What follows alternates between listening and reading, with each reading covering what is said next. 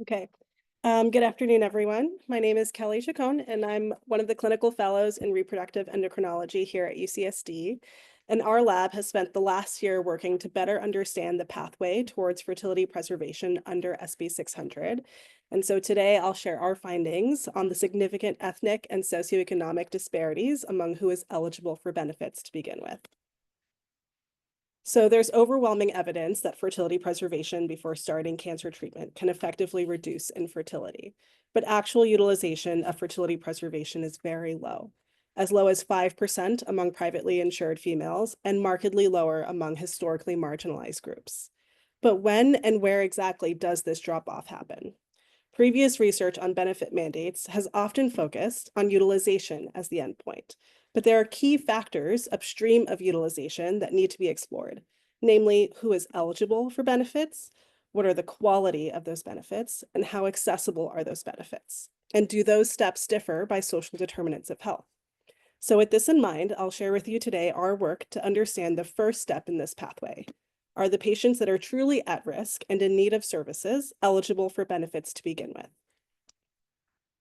So we conducted a study of all young men and women newly diagnosed with cancer at UCSD over the last 3 years.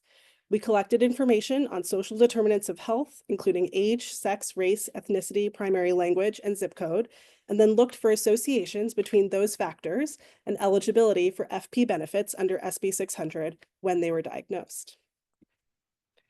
So results of our study show that there is a significant lack of reach of SB 600, as within our cohort of 604 newly diagnosed cancer patients, only 16% were found to be eligible for mandated benefits, which is far below the estimated reach of 43% that was published in initial policy analysis. The overwhelming majority of young patients newly diagnosed with cancer were not eligible for benefits under SB 600. Among the 66% determined to be ineligible, the prevailing reason was due to being publicly insured, which represents a vast majority of those ineligible, followed by having a self-funded private plan, a military plan, an out-of-state private plan, a federal plan, in that order.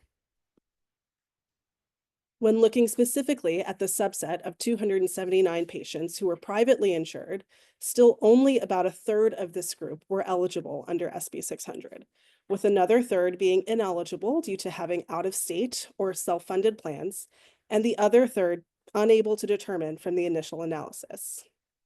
Our team of physicians, social workers, and financial navigators at UCSD and the Cancer Resource Center of the Desert has been diligently working on clarifying the eligibility status of this group of patients with unknown eligibility. But even with our expertise, preliminary efforts have required about 1 hour per patient to interact with insurance companies to figure this out. And we imagine that it may take longer for our patients without these same resources to determine their own eligibility.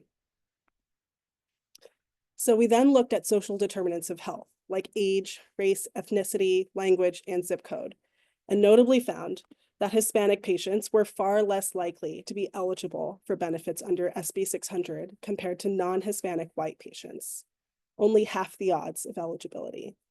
A similar pattern was also seen among those patients who lived in high poverty neighborhoods compared to those who did not. And so we wanted to explore what drives those disparities. So we compared the group of eligible patients to each category of ineligible patients to look for demographic differences. When we compared eligible patients to ineligible patients that had an out-of-state or self-funded private plan, we did not see any demographic differences between those two groups. Same thing with comparing eligible patients to those with a military plan, for example. However, when we compared eligible patients to those who were ineligible due to having public insurance, we again noted significant differences in eligibility based on age, race, and ethnicity, which altogether suggests that that is the exclusion of public insurance from SB 600 that drives those disparities among young cancer patients. So in conclusion, there is a significant lack of reach of California's benefit mandate. Our data shows that it only applied to 16% of at-risk cancer patients in our cohort, which is far lower than the goal of 43% that was initially estimated in the legislation. Previous data has already shown that utilization of fertility preservation is low, And our data is the first to suggest that even when looking far upstream of actual utilization, we already see a dramatic drop-off in whether patients are even eligible for these benefits to begin with. There are also significant ethnic and socioeconomic disparities in eligibility, as Hispanic patients were less likely to be eligible for benefits, and this is largely driven by the exclusion of public insurance from SB 600. However, there is also a significant population of people with private insurance who are excluded due to having out-of-state self-funded plans, regardless of demographics.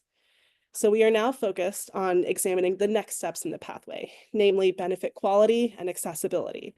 We are also planning to explore other dimensions of structural inequality to better understand the mechanisms for these disparities. But taken all together, this data is a call to action. We must enact expansive and inclusive legislation to address these deficiencies, with the goal of improving equity and access for all of our young patients who face the burden of cancer and the prospect of infertility. Thank you, guys.